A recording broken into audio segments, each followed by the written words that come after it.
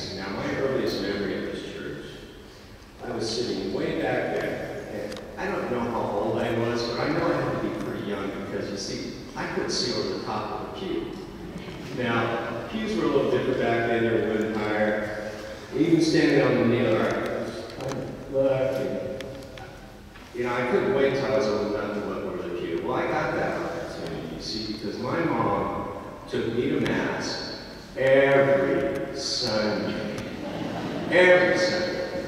Now, I'm sure I probably wasn't the most willing participant. In fact, at church, he took me kicking and screaming every time. But it wasn't until a few years later I was sitting back reflecting about what it all meant, and I realized this. My mom had given me many gifts throughout my life. And I'm not talking about material gifts. Her gifts were much deeper than that. Her gifts came from the heart. And of course, if you listen to my brothers and sisters, they're going to say, she gave you more gifts than she gave me. That's a whole other debate. My point is this. Of all the gifts she gave to me, one of the greatest gifts was as a young child, as a youth, she took me to Mass every Sunday. You see, she introduced me to God. What a great gift. My mom was always giving gifts, and that gift was herself. All she cared about was what she could do for you. She was adamant about that. And in the quintessential form of sacrifice, she never expected anything in return. All she wanted for you to do was say yes to her. There was nothing that was too much of a burden for her. With her, it was always about helping you, doing something for you, and caring for you. And most of the time, she did it without asking. My mom would never admit this, but when our kids were little and Zach and Brianna were little, I swear that she drove around our block in her car. She'd drive around the neighborhood, waiting for a phone call. Hey, Mom, Stacy and I want to do dinner night. You mind watching the kid? Oh, I'll be right there. She'll drive. Stacy and I go to dinner, date night. We get home. Of course, the kids were fed. They had their bath. Pajamas on. Stories read, tucked in bed. Magically, the dirty dishes in the dishwasher, they were clean, put away. The laundry, it was all washed, neatly folded, sitting on the counter. We were gone for an hour.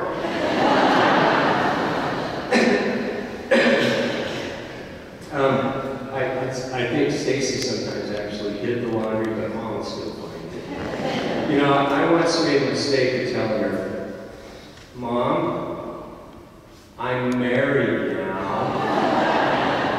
You no longer have to wash and iron my shirts anymore. Her response was priceless. What do you mean not iron your shirts anymore? I thought she was going to cry. I didn't make that mistake ever again.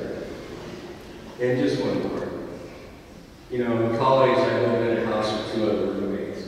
And my roommates would come to me and say, have you seen our bathroom lately? Maybe you should invite your mom to come visit, because they knew that bathroom would be spotless when she left. You know, at times in our busy lives, for the wrong reasons, our priorities get clouded and mixed up. Well, my mom's priorities never got distorted. Family was always on the top of her list. She was always concerned about her family, and she constantly worried about her kids. You had to call when you were leaving, when you got there, when you were going to come home, and when you got home.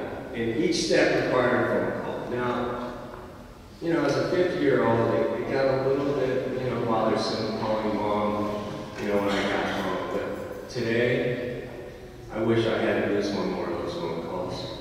And as a parent with teenage kids, Mom, I understand now.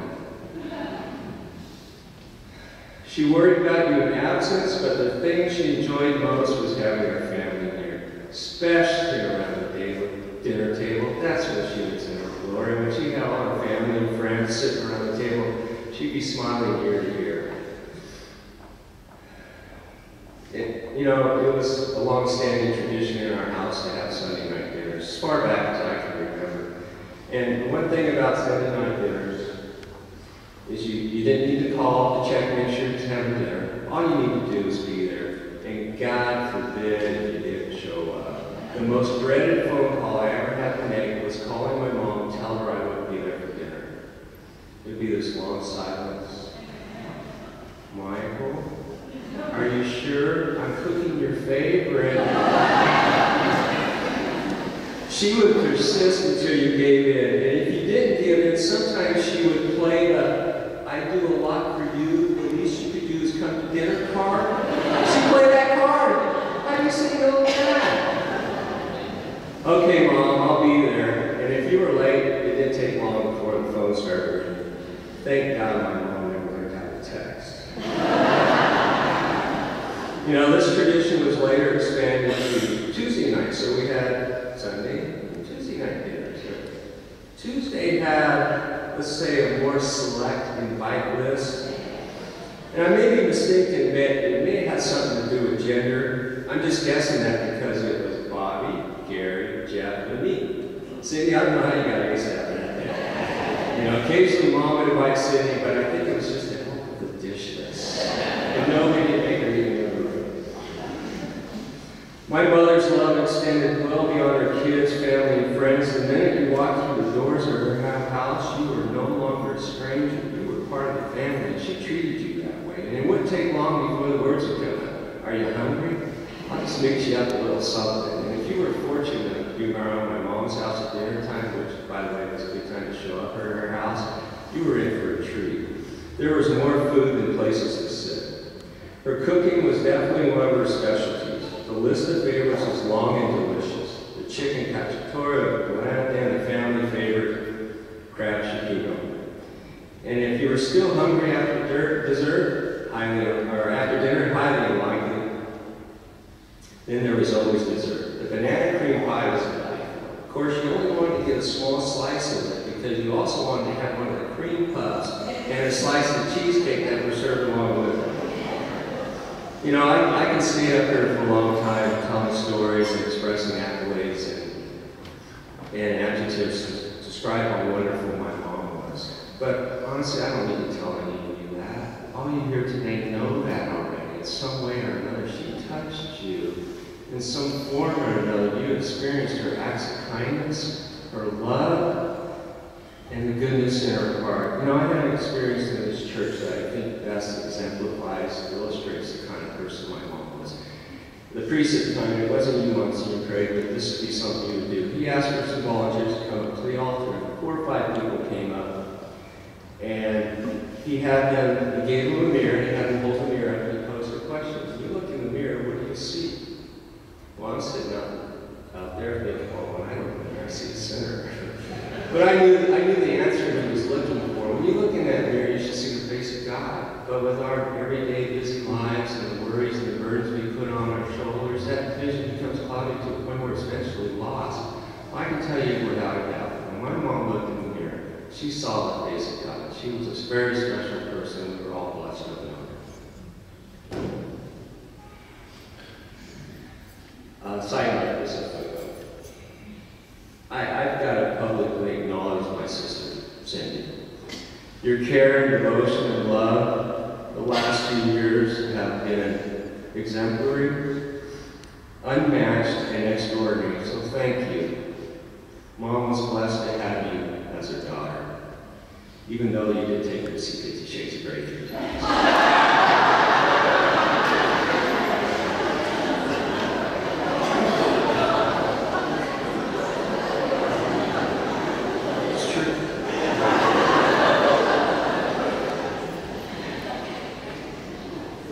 You know, these last few years have been very difficult. Yes, she was 94 years old. Yes, she had a wonderful wife. Yes, she was blessed in so many ways. 4 wonderful kids. Many grandchildren and great-grandchildren. Married for 50 years to the same man. She had beauty, style, and grace, and yes, I knew she couldn't live forever. I get all that. And especially these last few years, it's been disheartening to see Mom, somebody classy, always elegantly dressed, on the go, constantly doing things, full of energy and being reduced to somebody who's immobile. At times she could barely talk. Weakened to the point where all she could do was sit in the chair. I hated seeing her in the chair. I never wanted to lose her. She was the last of a generation. I didn't want her to go. You know, my prayers the last recent times, I pray to God, please take care of my mother. Please help her. And I'd say a few other things, and I would always end my prayer like this. Please, God, please don't let her suffer. She deserves better than that. And quietly, during the night, in her bed, without a struggle, he took her. Now, the only thing that comforts me now, that makes the pain less, is the thought that today, on this day, that God she introduced me to so many years ago is now looking at her face to face. It's better knowing she's in her better place, and she deserves that. And you know what? I know exactly where she is in heaven. And for you ladies out there, I don't want to get you upset because this may not be politically correct, but I'll tell you exactly where she is. She's in the kitchen. I guarantee you, she's in the kitchen. Yeah, she's sitting in front of that stove, and she's pink pot of boiling water, she's stirring that spaghetti. And Lily's in there, and they're arguing. My mom's calling her stupid, you know, things that sisters say to each other. And Lily's firing back, there's banter going back and forth between the two of them. And they're not alone in that kitchen. There's siblings in there. Aunt Jana, Carolina, Ida. Marilyn's in that kitchen. Margaret's in that kitchen. Shirley's in that kitchen. You know Shirley's in that kitchen. And it's loud in that kitchen right now. I can hear it. It's loud. And Orlando, he's not in the kitchen. No, he's sitting at the table. Next to my dad. My Uncle Rini and Peter Moore, Elmo, George, Roy, Walter, Dino, Tom, Don, Randy, all those loved ones that have gone before us are all sitting around that table, laughing, telling stories just like I remember when I was a kid. And that thought gives me hope that someday, hopefully not too soon, but someday, with God's grace, mercy, and a whole lot of forgiveness, that all of us, consider that table. Thank you.